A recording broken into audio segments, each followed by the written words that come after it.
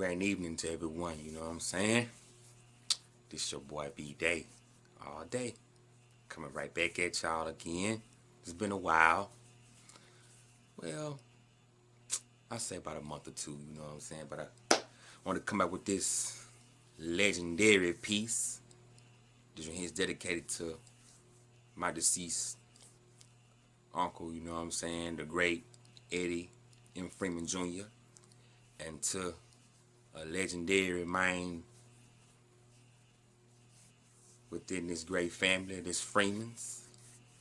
Mr. Al Freeman, you know what I'm saying? Edgar Al Freeman, rest in peace. I'm gonna do this right here and dedicate this to them, you know what I'm saying? And it goes with my uncle Eddie M. Freeman Jr. and Al Freeman. It goes with a little something like this right here.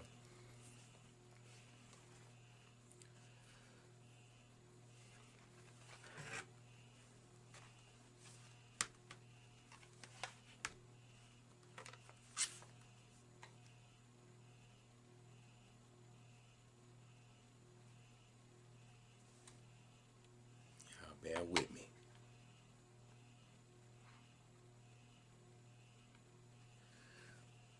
My uncle Eddie M. Freeman Jr. and Kuzzo Al Freeman.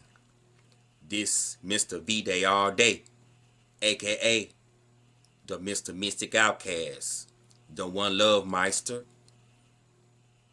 Say, ladies and gentlemen, finna bring a legendary grand piece. Finna put in this Palmetto thing about two grand legends. Straight out of the Palmetto, the G Valley Grove side of the Promised Land of the King's Highway.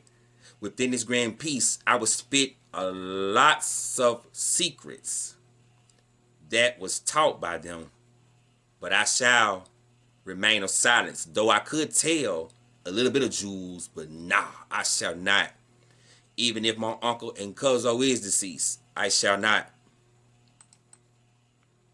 Ever since I was a toddler, my uncle was always known as Uncle Eddie, aka Dick, aka Squirrel.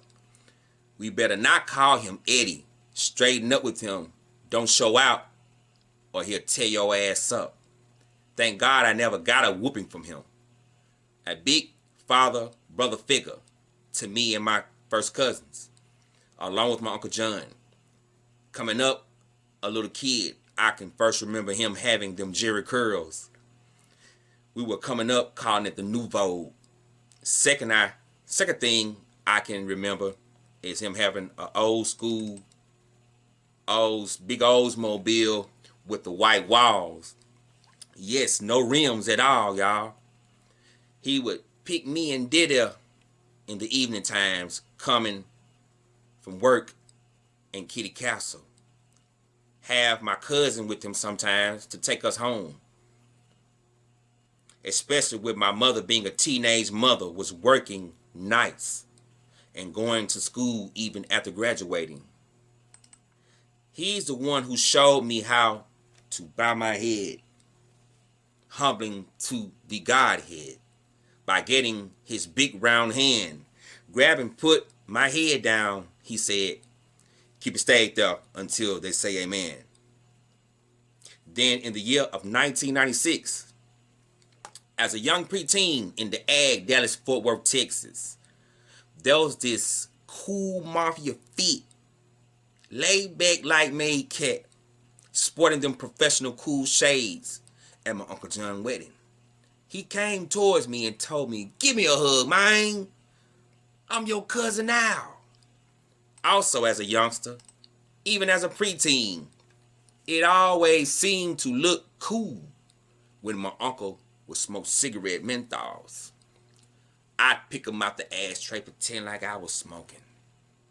The next thing I know, I started smoking cigarettes as a preteen and teenager, along with them Black and Milds and that good bud. To God be the glory for breaking the cycle, though I still in love with Buddha. What a great cooker when it comes to frying fish, especially smoking turkey in Bristol. Love the way he would check on Diddy. He called her Adia. But when he was going to make, matter of fact, but he was going to make sure to bring his to-go bowls for the week at dinner, full of Sunday dinner, and have a whole full plate. Right then and there, smashing. As a great father figure, he took care of all his kids, was there for them, very joyful to them. Man, him and Uncle John are the first two to take me fishing. I was the only one who caught a fish. I remember that one time, me, him, and Zach went to Granddaddy Tucker Woods and caught so many fish. Man. One of his main names, he'd call us Dick. Hey, Dick. No, Dick. But he called me Buck because of my nappy hair as a baby boy. He didn't play about his baby sisters. Thanks to him for the nights when I couldn't call my dad. He was the one around to pick me up. Man, you got some cool light grandbabies, man. I want to tell you that up there. Now, as Kuzzo Al, I didn't see him as much because he was a street hustler. He was a gambler. I learned from my uncles and other people from Tupelo that knew of him that they kicked him out of Tupelo because he was some form of a troublemaker. Though he was good at heart, just striving to survive. Yes, the dope man. When I did see him, got against the Freeman hug and was going to get some money. Just like my Uncle Buddy. He always was clean. Had on some cool clothes from head to toe. Shoes matching. Since he was a teenager. Most definitely had the cars. Though he was in and out of the Penal Warehouse systems, he was always going to have that bread, the dinero. Major shout out to all his children, my Kuzzos, who always showed me love. From Tupelo and Pontotoc, Mississippi, Memphis 10, all the way to the Egg, aka Arlington, Texas. I would like to say, God, thank you for him, for me and him putting our differences to the side. My Uncle Eddie. For the forgiveness between me and him. From physical to spiritual realm of him telling me the day before his funeral. Whispering in my ear. It's alright, Dick. I'm alright, okay, Dick. I was about scared to lift myself up. Look around to see if he's in the room. But in spirit form. To come and visit me. Seemed like a dream. As I looked around, he was nowhere. That's when I knew then my uncle was gone. Finally shed some tears. Had to dry it up quick. Because he didn't play that cry mess. He didn't hardly cry. One thing I do know, Uncle Eddie and Kuzzo Al was Max. Made in their way. When it came to women, they'll always forever remember